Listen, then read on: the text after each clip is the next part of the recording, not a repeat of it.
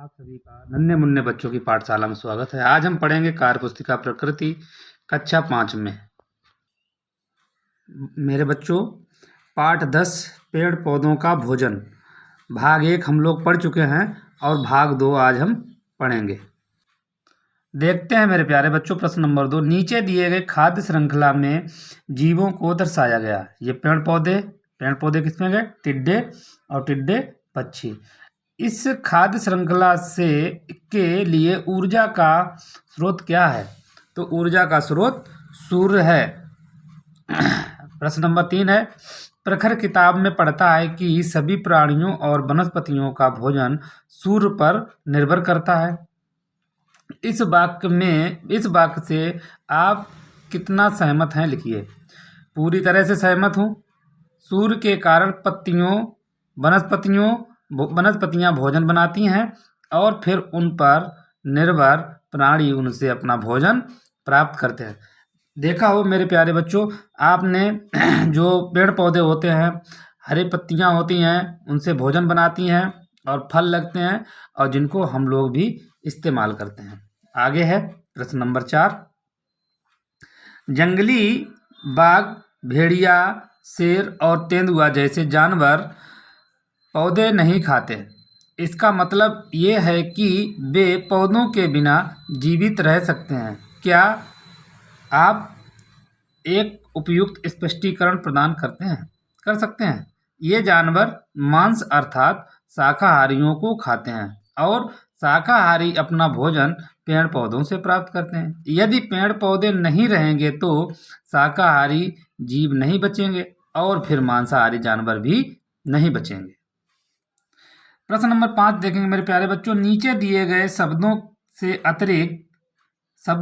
से रिक्त स्थानों की पूर्ति करनी है। देखो, मांसाहारी, उत्पादक, उपभोक्ता और सर्वाहारी। देखना पहला प्रश्न, जो उत्पादक के द्वारा बने हुए भोजन को ग्रहण करते हैं वो उपभोक्ता कहलाते हैं। वो जो सूर्य के प्रकाश, पानी, कार्बन डाइऑक्साइड और खनिज लवण का उपयोग करके अपना भोजन बनाते हैं वो उत्पादक कहलाते हैं। जो दूसरे प्राणियों का भोजन के रूप में उपयोग करते हैं वो मांसाहारी कहलाते हैं। जो वनस्पति और दूसरे प्राणियों का भोजन के रूप में उपयोग करते हैं वो सर्वाहारी कहलाते हैं। देखेंगे मेरे प्यारे बच्चों, आगे नीचे दिया गया चित्र एक अधूरी श्रृंखला को दर्शाता है। खाद्य श्रृंखला में बंदर के बाद निम्न में से कौन सा जीव आएगा? ये बाघ। इसके बाद में क्या आएगा? बाघ, जो इसको खाता है। पहले घास है, घास को टिड्डा खाएगा और टिड्डे को ये बंदर खाएगा और बंदर को शेर खाएगा। इसी तरह नीचे दी गई खाद्य श्रृंखला की सहायता से पूछे गए प्रश्नों के उत्तर लिखने हैं। जैसे घास है, टिड्डा है, चिड़िया है, सांप है, चील है। उपर्युक्त खाद्य श्रृंखला में उत्पादक कौन कहलाएगा? उत्पादक ये घास। कौन है उत्पादक? घास है। शाकाहारी प्राणी कौन है? तो टिड्डा। कौन है? टिड्डा। मांसाहारी प्राणी कौन है? तो ये है चील। खाद्य श्रृंखला में प्रथम उपभोक्ता कौन होता है? टिड्डा। कौन होता है? टिड्डा मेरे प्यारे बच्चों। द्वितीय उपभोक्ता कौन होता है? ये चिड़िया। इसी प्रकार हम लोग आगे देखेंगे। प्रश्न नंबर 3, निम्नलिखित प्रश्नों के उत्तर लिखिए। नंबर का है, सन 1940 में एक टापू पर भूरे रंग का सांप आ गया जिसकी वजह से एक समूह वर्ग की संख्या घट गई और कीट मकोड़ों की संख्या बढ़ गई। वह प्राणी कौन सा होगा जिसकी संख्या टापू पर सांपों के लाने से घट गई? वो है मेढक। देखेंगे नंबर खा, कौन से जीव भोजन के रूप में मृत जानवरों के मलमूत्र, पेड़ पौधों के पत्तों के साथ साथ पौधों के कचरे को भी विघटित करता है? ये होता है विघटन।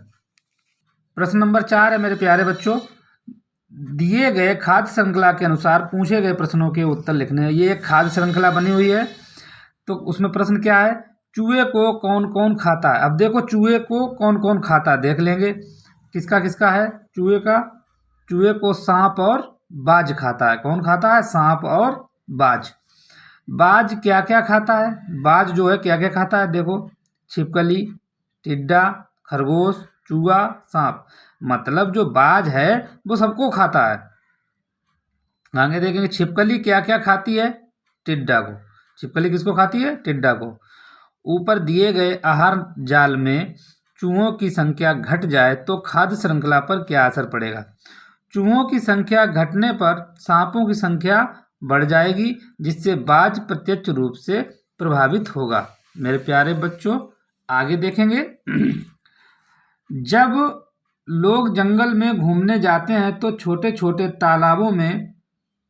तालाबों से पानी लेकर उसे उबालते हैं और उस पानी का इस्तेमाल खाना बनाने और पीने में करते हैं। एक तालाब से पानी निकालना सुरक्षित है जहाँ मछलियाँ और अन्य जीव रहते हैं। उन तालाबों में या झरनों से पानी नहीं लेना चाहिए जिससे बहुत कम जीव हों। इसके क्या कारण हो सकते हैं। अधिक जीवों को पकड़कर पानी के भोजन के रूप में उपयोग किया जाता है।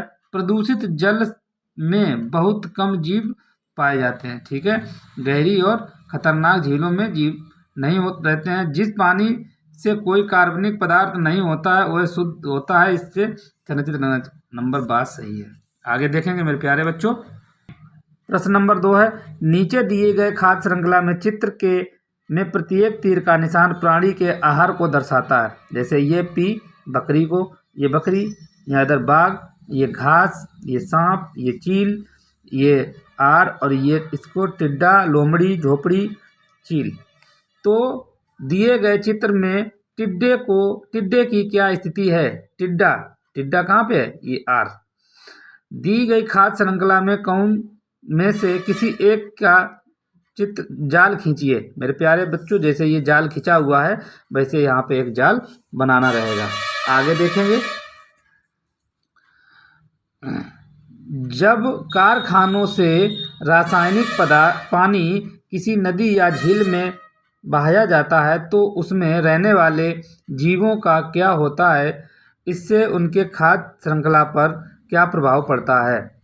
पानी प्रदूषित हो जाता है जिससे उसमें रहने वाले जीव समाप्त होने लगते हैं और इससे उनकी खाद्य श्रृंखला असंतुलित हो जाती है। मेरे प्यारे बच्चों इसी तरह से पेड़ पौधों का भोजन समाप्त हुआ। और मेरा वीडियो अच्छा लगा हो तो लाइक शेयर सब्सक्राइब करें और अपनी कॉपी में अच्छी राइटिंग में उसको नोट करें। धन्यवाद।